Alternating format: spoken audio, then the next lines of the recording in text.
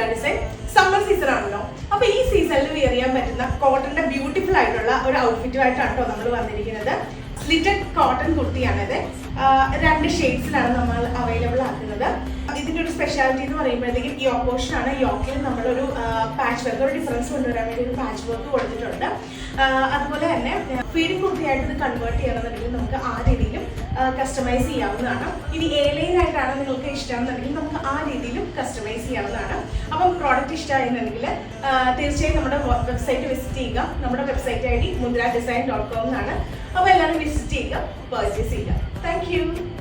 ஏதோ நானும் கொஞ்சம் காதல் வளர உள்ள வெக்கம் வளர